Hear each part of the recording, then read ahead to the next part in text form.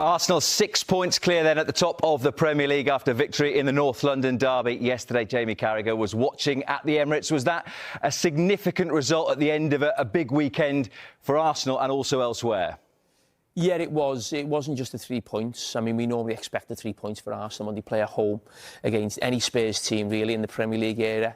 We've seen that with the stats. But the manner of the victory almost sort of felt like you were watching champions. You know, it's very early in the season, but, you know, the big favourites to go on and win the title. And I think when a team win the league, you're always looking sort of 5 or 6 games you look back on, you know, maybe not so much turning points, but big results, big performances. And that felt like a big one because who it was against. I'm sure Mikel Arteta will say the challenge is now to back that up. They go to Stamford Bridge on Super Sunday. Could Chelsea establish themselves as one of the challengers if they can get a positive result in that game?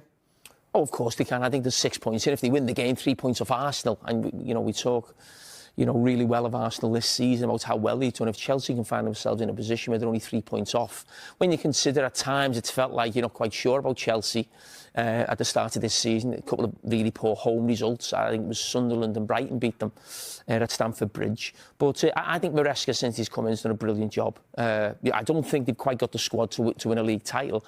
I haven't felt that last season or this season. So I think what the manager did this season, and if he can make Chelsea the biggest challengers to Arsenal this season, that'll be another great season for him.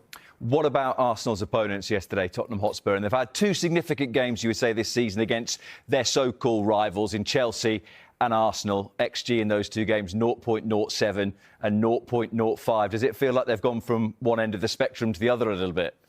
Well, they have a little bit, and a lot of teams do that. They go from one extreme to another when they're changing a manager because, you know, Ange's teams were too open, so we need someone who's maybe a little bit better defensively. And now they're having a problem in terms of scoring goals. Not so much scoring goals, actually, creating big chances. They've really overperformed their XG this season. So I think the worry for Spurs fans is it's not going to be what we've seen at the start of the season in terms of results. It's actually going to get a little bit worse if they fall back on the numbers, as most teams do. This was something we highlighted a few weeks ago after the Chelsea game about Thomas Frank and Spurs. I mean, he's been on the show, friend of the show on Monday Night Football. But that's the problem for any manager when they're managing at the top level. You know, getting that balance right between defence and attack. The reason managers manage at the top level is that they can do both. You know, and probably you're not asked as many questions when you're the manager of Brentford in terms of what you're going to do going forward. What's the style of football going to be? But listen, I think we should also keep in mind it's very early days in his Tottenham reign, and also he's out without 2 really creative players in Kulusevski and Maddison. But in terms of, you know, what they've been like on the ball and the chances they've created, they have been very poor this season, and that will have to change if Thomas Frank is going to end up being a successful manager for Tottenham. You spoke there about the balance between attack and defence. It was something you highlighted to Arne Slot on the very first night of the season, despite the fact they'd just beaten Bournemouth. Virgil van Dijk, after that defeat to Forest, said they're in a mess. How big a mess is it and how easily solvable is it? It is a big mess. I'm not sure how solvable it is because Arne Slot knows a lot more about this team than I do, and he can't quite come up with the answers right now. You know, every Liverpool supporter's out there scratching their head saying, you know, the problem is the recruitment. It's players, obviously, what happened, you know, the players they brought in the summer.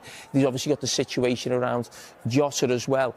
The manager on the back of winning a league title. It was obvious he wanted his team to be more attacking, better on the eye, more sexier, more goals, if you like, as well. So everybody's trying to look at what they feel it might be. And no one's really got the answer because that guy there hasn't got the answer. And as I said, he's working with those players day in, day out.